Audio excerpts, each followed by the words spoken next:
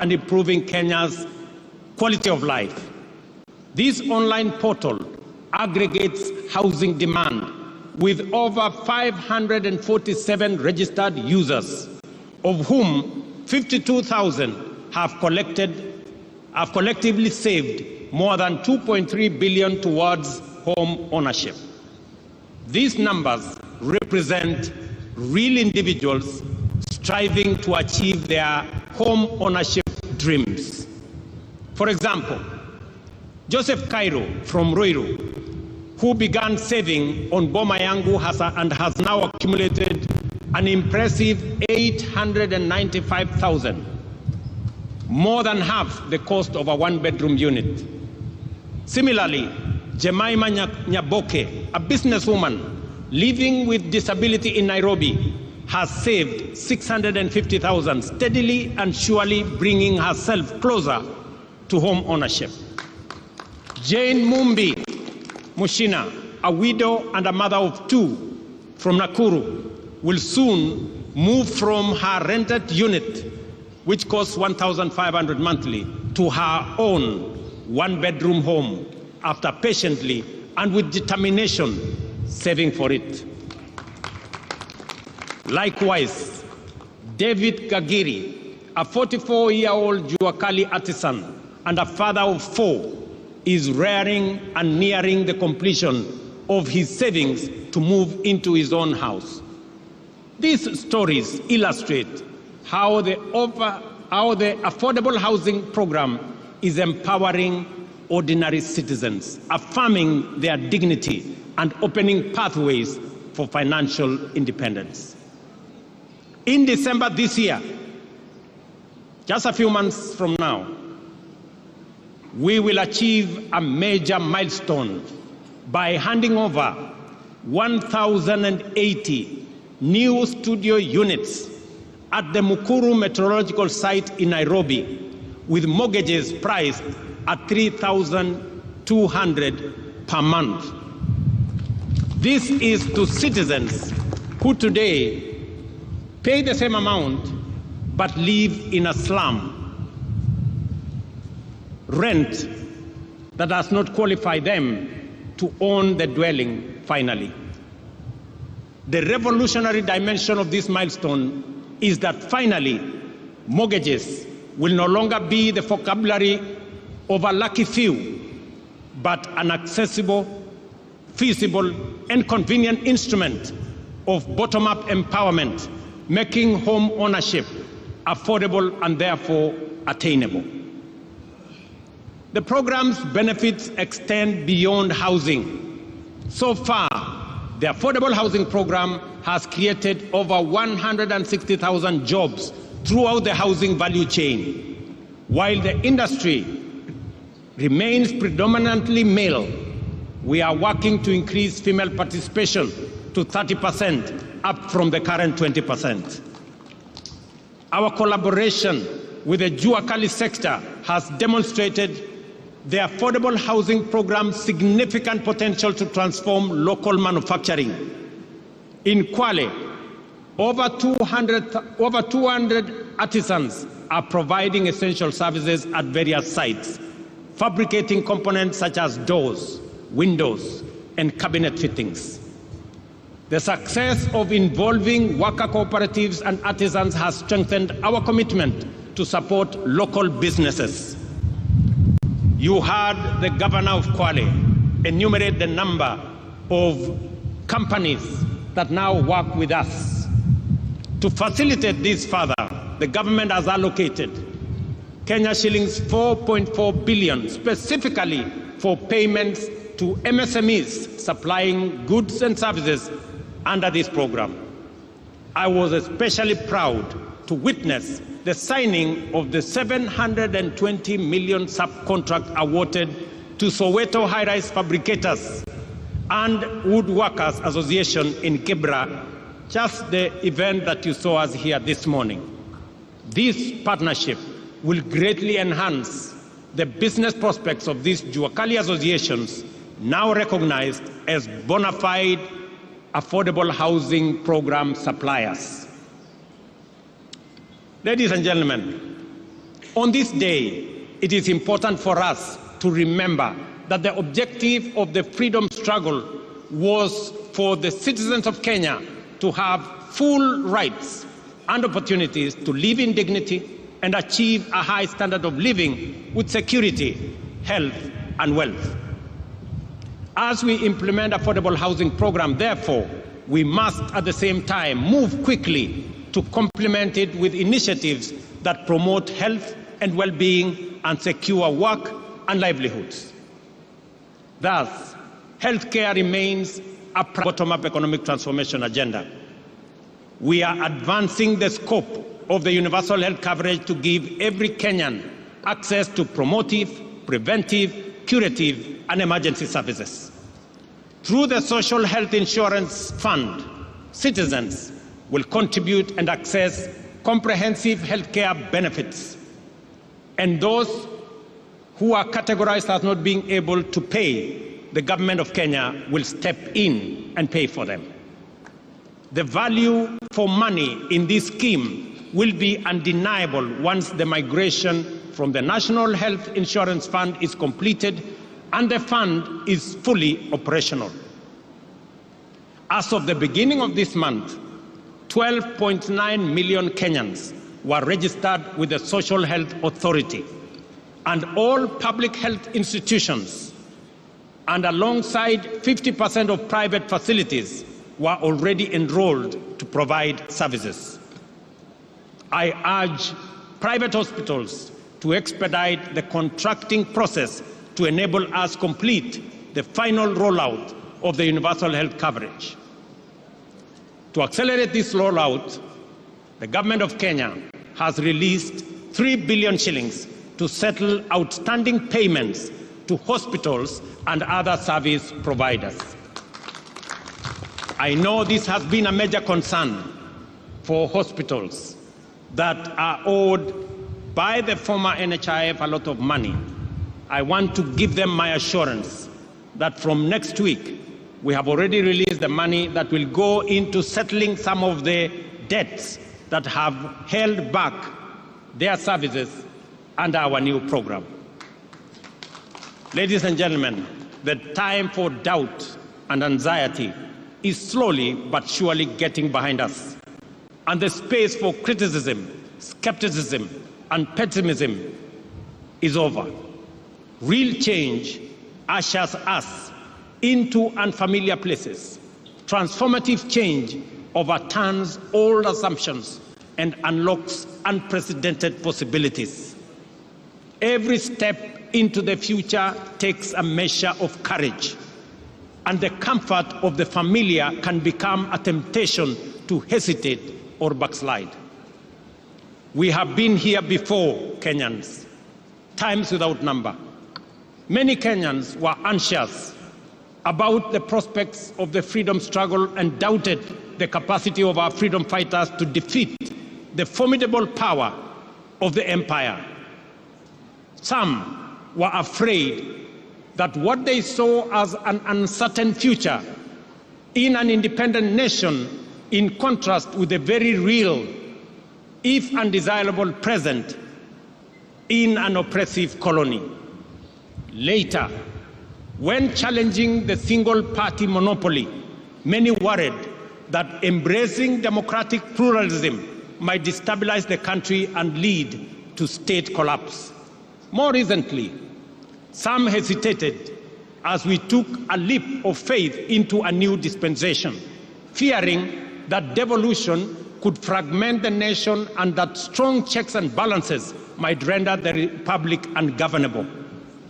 Despite these concerns, here we are, stronger than ever, building a strong nation that is respected for its positive contribution, not just at home, not just regionally, but also globally.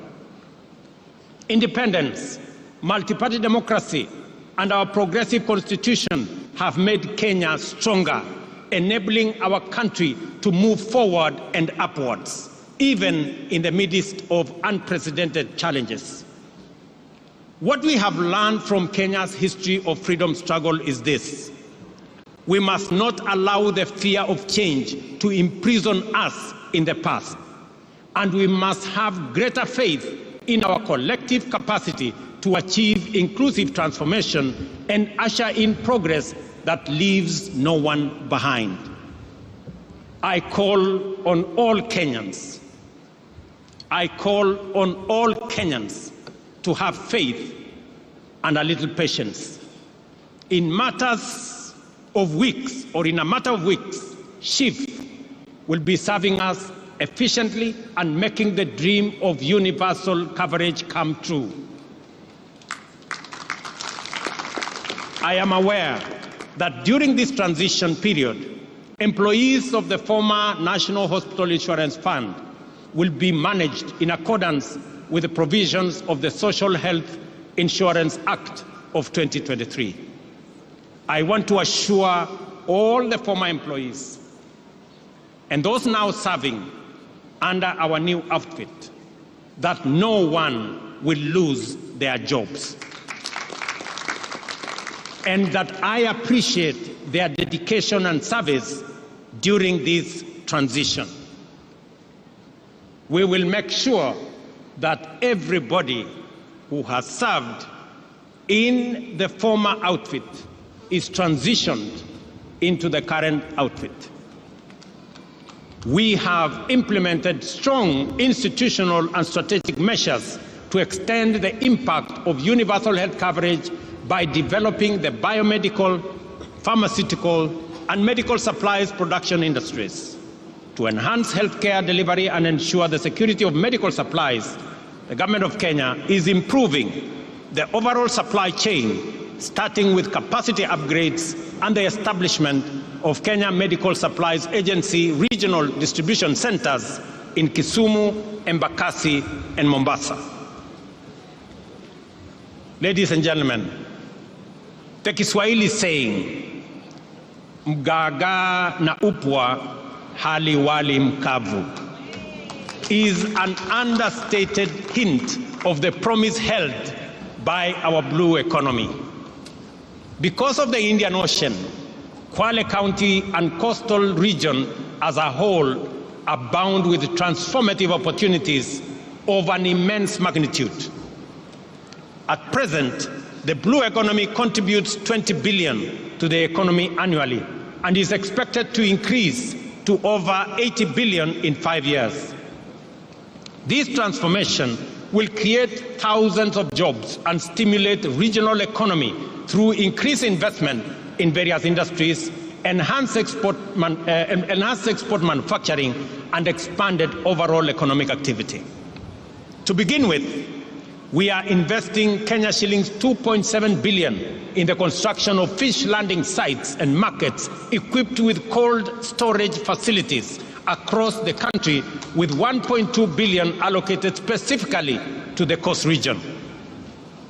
Additionally, we are releasing 1.7 billion in grants to support 612 fishing cooperatives and groups in the region.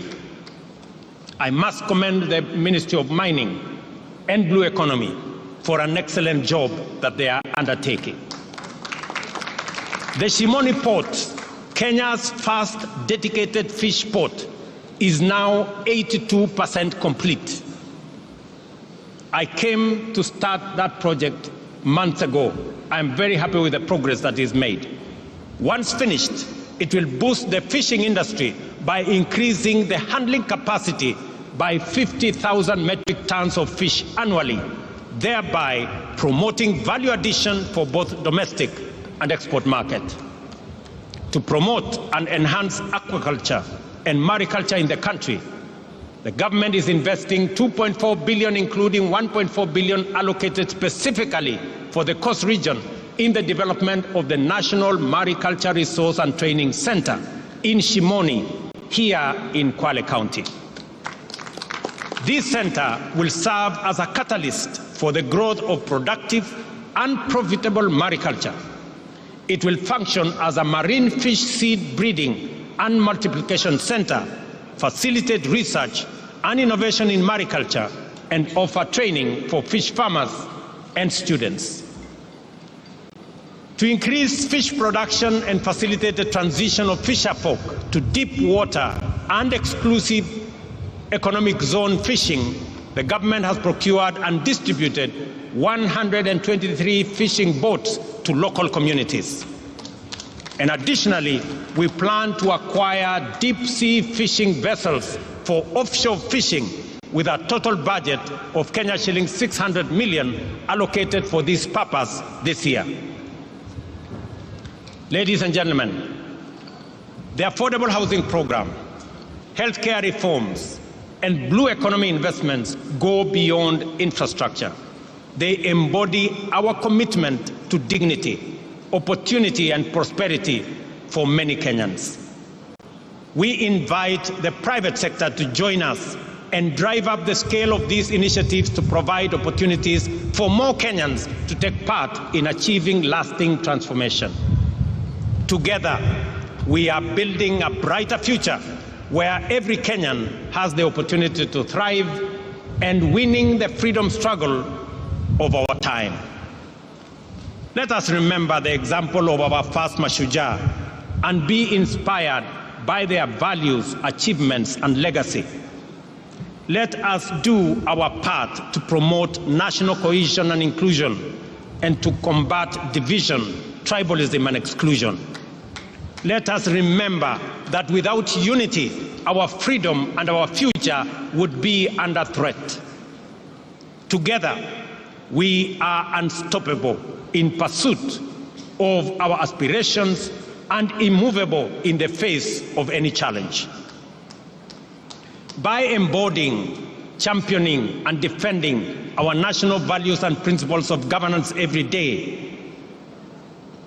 we will be able to live up to the monumental legacy of Mekatilili Wamenza and other heroic men and women who blazed the trail for the patriots who followed and built a nation that present and future generations will be proud of. I am encouraged by the bravery, diligence, and loyalty. Therefore, whatever our vocation, let us apply ourselves with zeal, because that is how great nations are built. Ladies and gentlemen, watu wa Kwale, ndugu zangu, watu wa Kenya, nimefurahi sana kuwa kati yenu katika sherehe hii ya muhimu, sote tukiungana na tukihakikisha kwamba kazi ya kila mtu isidharauliwe na mwingine. Wale wote mnaochangia katika sehemu zote, yule unayesukuma pale wheelbarrow ili tuweze kujenga affordable housing, yule unayepiga randa ndio tuweze kuwa na milango na madirisha na mambo mengine ambayo yatatusaidia kuwa na manyumba ya sawasawa. Walimu pale shuleni, mnapojitolea kufundisha watoto wetu, mchango wako kwa uzalendo, kwa kujitolea, kwa bidii, na mimi nataka niwahakikishia kwamba tutafaulu kama nchi ya Kenya tukifanya hivyo, tukiwa tumeungana pamoja. Mwisho kabisa, nikiwa hapa Pwani, tumekuwa na jambo ama donda sugu la mambo ya ardhi.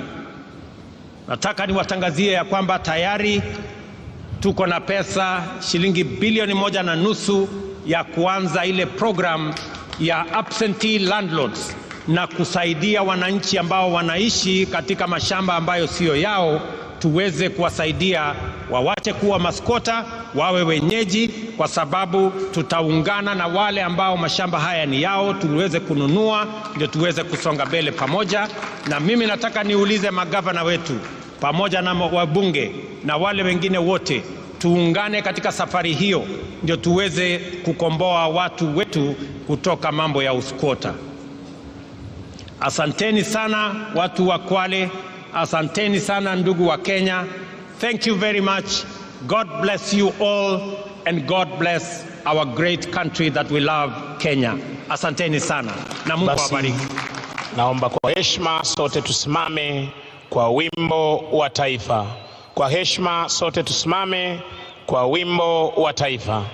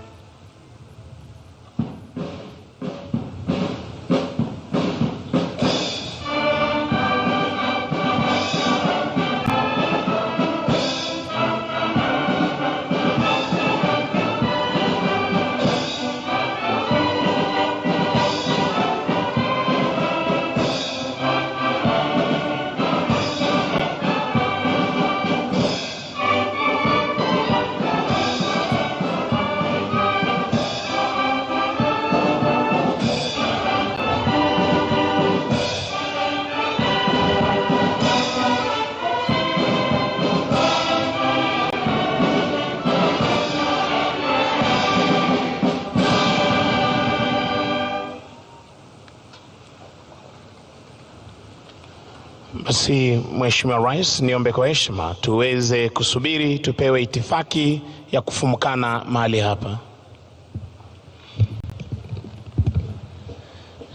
Nitaomba kuomba sasa kuwaelekeza viongozi kutulia kwenye jukwaa rasmi ili tuweze kuelekezwa. Nitaomba sote sasa tuwe watulivu ili tuweze kumpisha msafara wa Mheshimiwa Daktari William Ruto, Rais wa Jamhuri ya Kenya na Amiri Jeshi Mkuu wa Majeshi ya Ulinzi, Mama Taifa Mama Rachel, wakisindikishwa na Mkuu wa Majeshi ya Ulinzi. Nitaomba sasa msafara wa Mheshimiwa Rais kuweza kuletwa, tukimshukuru kwa kushiriki nasi siku ya leo katika sherehe ya Mashujaa hapa kwenye eneo gatuzi la Kwale. Asante sana Mheshimiwa Rais, wewe ni shujaa. Tutatulia tuweze kuelekezwa kwa taratibu.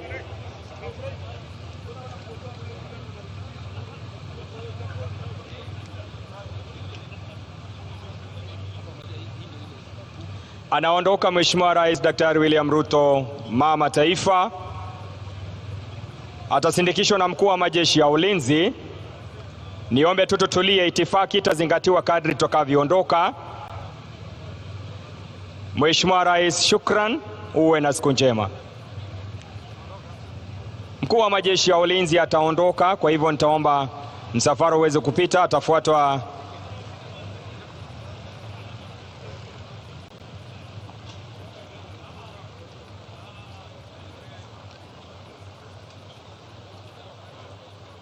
msafara wa Mkuu wa Majeshi ya Ulinzi.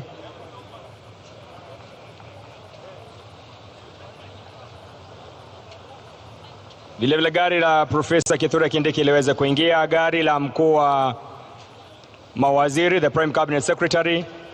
Mawaziri, magari yenyu yatawachukua mbele, vile na makatibu. All the ambassadors and high commissioners, members of the diplomatic corps, you also be pulled. I'll be announcing your procedures to exit.